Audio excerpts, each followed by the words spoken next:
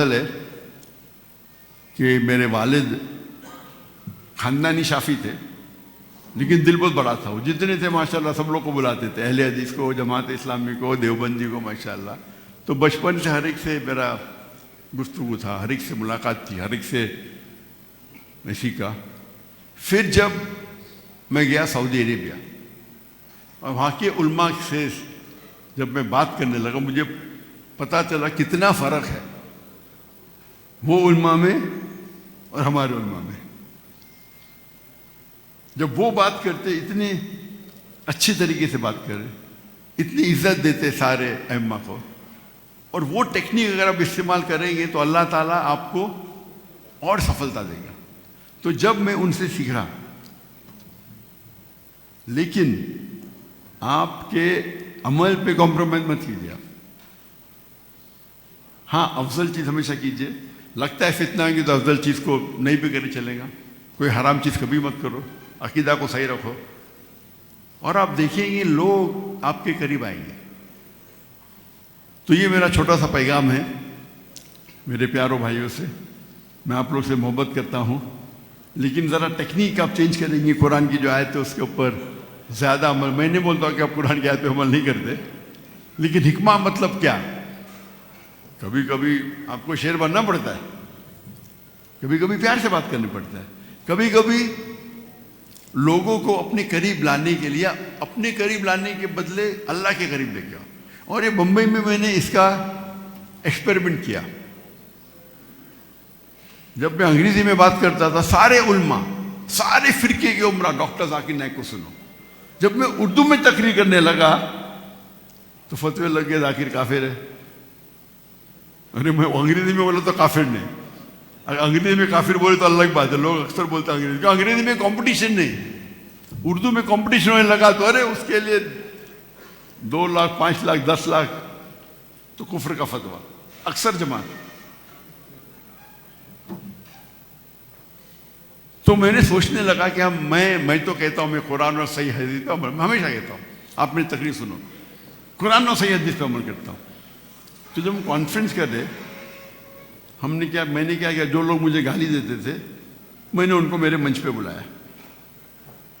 تو ہمارے لوگ ذرا ناراض ہو گئے، ذاکر بھائی کیا کر رہے؟ تو میں ان سے کہنے لگا میں نے کوئی قرآن کی آیت نہیں پڑھی جہاں لکھا ہے کہ ڈاکٹر ذاکر نائک کو جو کوئی خلاف ہے تو جنت میں نہیں جائیں گے. میں کوئی صحیح حدیث میں پڑھا ہی نہیں کہ ڈاکٹر ذاکر نائک کے خلاف ہے تو جنت نہیں جائیں گے. تو میں کہتا ہوں اگر یہ اللہ اور اللہ کی رسول کی بات کو پھیلا رہے، میں جو افضل سمجھتا وہ نہیں سمجھتے، لیکن بنیادی بات توحید ہے، بنیادی بات رسالت ہے. اس پہ تو ایک ہے. میرے اسٹیج پہ آ کے میرے خلاف بات کیے اور میں چپ رہا. اس کے بعد وہ دوست بن گئے، میری تعریف کرنے لگے، لوگ مجھے سننے لگے. تو اگر آپ اس حکمت، اور میں سب جماعت کو بولتا ہوں کہ میں نے کہتا ہوں، اور یہ جب میں مدینہ میں اور ریاض میں علماء سے سیکھا تو وہ کہتے بھائی چاروں ائمہ اپنی جگہ پہ، لیکن چاروں ائمہ سے کوئی فتویٰ ہے بھلے افضل نہیں ہے اور کوئی فالو کرتا ہے اس کو صحیح سمجھ کے تو گناہ نہیں ہے. یہ بیسک اصول ہے. بھلے آپ نہیں مانیں گے، لیکن اگر وہ سمجھتا ہے کہ وہ عالم کی بات، وہ سمجھتا ہے یہ عالم ہے، اور کیونکہ وہ عالم نہیں ہے تو عالم کی چھتر چھایا میں، عالم کی امبریلا میں، اور چاروں ائمہ اپنی جگہ پہ ماشاءاللہ علم کا ذخیرہ ہے، ہم عزت کرتے ہیں. تو اس بات پہ کیونکہ ہم آج سمجھتے یہ افضل ہے، اس بات پہ اختلاف ہو تو نقصان زیادہ ہمارا ہے. غیر مسلم دیکھیں گے مسلمان دکھتے نا، وہ حنفی کے، شافعی کے، حنبلی کے، مالکی کے، سلفی کے، جماعت اسلامی، دیوبندی کے، بریلوی، وہ دیکھتے مسلمان پیٹو. ہم اگر ایک ہو جائیں گے تو آپ دیکھیں گے اللہ کی مدد اور رہیں گے آپ کے پاس. تو اس نظریے کو اگر آپ ذرا سوچیں گے کہ ہمارا مین ہونا چاہیے اللہ کی طرف لوگ کو بلائے، اللہ کے رسول کی طرف بلائے، قرآن کی طرف بلائے، حدیث کی طرف بلائے. میں تو کہتا ہوں صحیح حدیث، یہ حدیث ضعیف بھی ہوتے، موضوع بھی ہوتے. تو یہ چھوٹا سا میسیج میرا تھا. اگر میں نے کچھ آپ کا دل دکھایا تو معذرت چاہتا ہوں. اور اللہ سبحانہ و تعالیٰ جو چھوٹا میں کام کر رہا ہوں اسے قبول فرمائے. اور مجھے خوشی ہوئی کہ پیغام ٹی وی جب قائم ہوا مجھے خوشی ہوئی کہ نہیں تو اکثر آپ دیکھیں گے جتنے چینل ہیں وہ صحیح میسیج نہیں دیتے. تو صحیح میسیج دینا امپورٹنٹ ہے، اور اس کے ساتھ ساتھ آپ کوالٹی کو انکریز کرو. کوالٹی، کوانٹٹی نہیں. آپ کوالٹی کو انکریز کریں گے تو لوگ اور دیکھیں گے. آپ کے چینل کی کوالٹی کو انکریز کرو.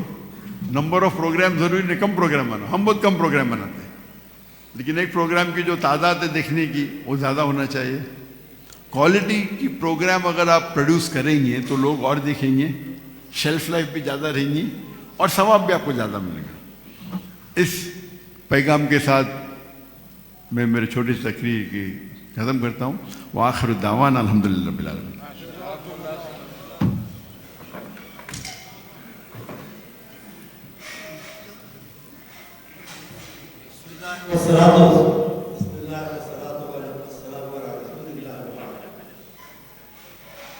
آج بلا شبہ ہم سب کے لیے خوشی اور مسرت کا ایک تاریخی دن ہے،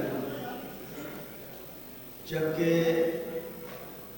آج کے عالم اسلام کا فخر اور عظیم ترین داعی جناب ڈاکٹر ذاکر نائک صاحب مہربانی فرماتے ہوئے ہمارے پاس تشریف لائے. میں اپنی طرف سے، اپنی پوری جماعت اور فقہ کی طرف سے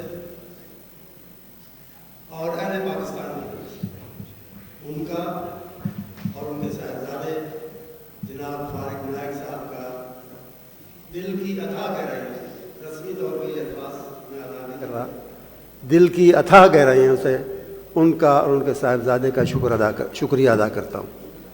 اس کے ساتھ ہی میں شکریہ ادا کرنا چاہوں گا جناب میاں منظور احمد صاحب کا، جناب مستعصم صاحب کا.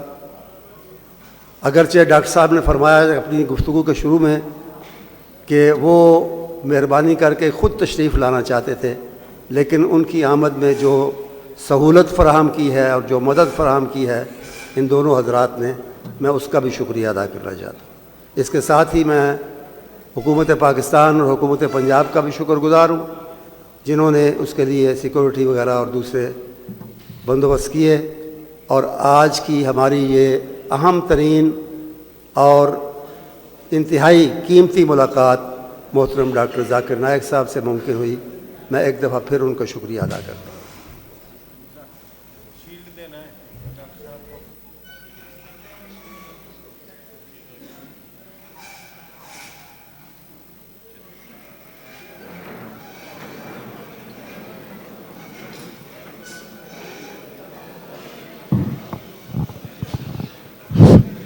باقی حضرات اپنی جگہ پہ تشریف رکھیں، کھانا یہی ہوگا. آپ اپنی جگہ پہ تشریف رکھیں، مہمانوں کو جانے دیں وزٹ کے لیے.